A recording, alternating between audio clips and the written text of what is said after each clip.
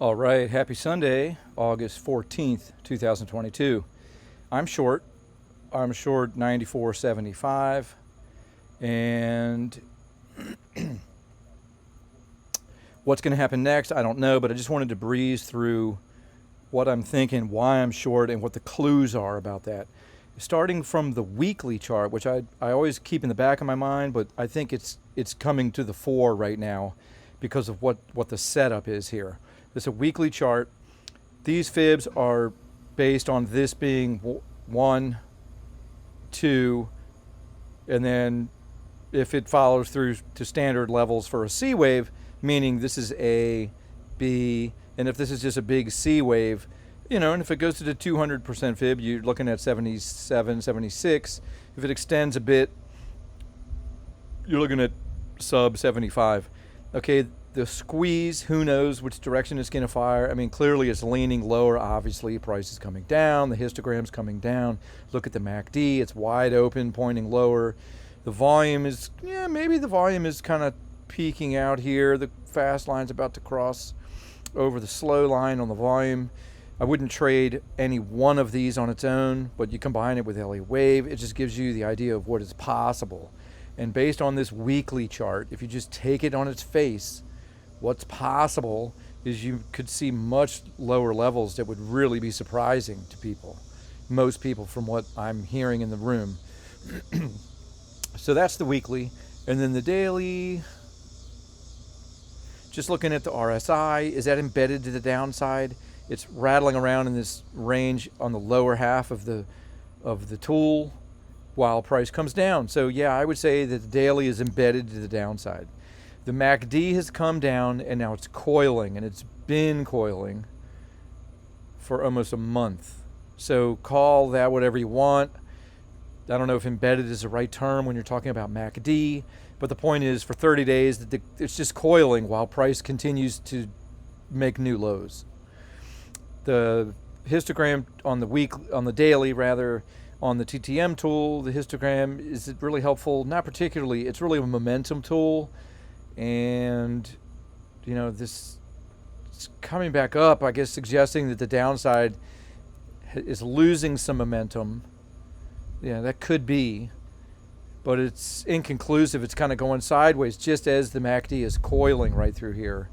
So who knows? But the point is, if you just take this on its face, price is coming down on the daily, this is embedded, this is coiling, and this is inconclusive. It's just showing dead momentum, really, which is really showing up on the weekly. When you talk about dead momentum, that's what the weekly squeeze is telling you, that whatever happens next is going to be of a large magnitude. That's what the weekly squeeze is telling you. Okay, so the daily is, let's just say, if you had to choose one or the other, I would say the daily is bearish. Then you go to the 4 hour. The 4 hour had a nice squeeze. It released all that energy, and that's what gave up the rest of the C wave. Okay, 5 to 7 periods of directional price action is what the squeeze tool, the guidelines, the brochure for the squeeze tool says. Once it stops printing red dots, you could expect 5 to 7 periods of directional price action in the direction that the histogram is pointing once you lose the dots. That doesn't mean it's 100% of the time, not even close to 100% of the time, but it is just another clue. So the way I'm viewing this is you already got the directional price action that the 4 hour squeeze was pointing towards. That's over now, and now you're getting the negative histogram on the squeeze tool. As price comes back, the volume tool's matching that. Okay, so let's just say the 4 hour, it's not bullish because it already had a bullish surge, and now it's giving you a pullback. So at this moment, the 4 hour is bearish. Okay, one level down. Now we're just going to look at structure on the micro. I'm viewing this as corrective. A lot of guys get real excited to see this impulse clearly 5 ways up. Clearly the pullback is right in between the 50% fib and the 618. Although I just realized I don't have the 50% fib on there. So clearly this has pulled back to a very reasonable place where you would expect a wave 1-2. So maybe this is a 1-2 to the upside. I don't see it that way. I think the edge goes to this all being corrective. I'm totally willing to be wrong. I'm not married to anything I'm saying. What I am married to is my risk management style, my risk management skill. That's what I'm married to. I'm not married at all to what happens. Like, I really have no idea what's going to happen. Well, yeah, I just have wishes and dreams. And my wish would be that at the open tonight, price can come up and get into this resistance area, which is known resistance, although, it blew right through it on this powerful 5-wave up. But that's what you would expect to see in a C wave. And then it came down, straddled it a little bit, right? And then now it just gave up. Couldn't, it's coming down. But whatever, this can come up at the open for a C wave, get right back into this resistance. Ideally, it hits here and drops.